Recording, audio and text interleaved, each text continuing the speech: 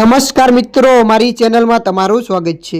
મિત્રો, ગાંધીનગર મહાનગરપાલિકામાં ફરજ બજાવતી બે યુવતીઓ અગમય કારણોસર નભોઈ કેનાલમાં કૂદકો મારીને આપઘાત કર્યા હોવાનો બનાવ સામે આવ્યો છે। ફાયર બ્રિગેડ દ્વારા ભારે જહેમત બાદ ચુંડાળ કેનાલમાંથી બંનેના મુદ્દે બહાર કાઢવામાં આવ્યા છે।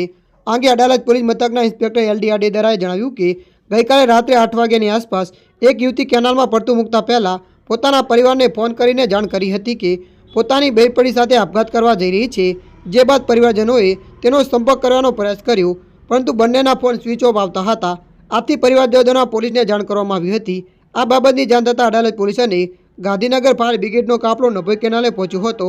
જો કે કેનાલના પાણીનો પ્રવાહ વધારે હોવાથી બંને યુવતીઓ તણાઈ ગઈ હોવાના આશંકાએ શોધખોળ હાથ ધરતા આખરે ચુંડાળ કેનાલમાંથી બંનેના મુદ્દે મળી આવ્યા હતા।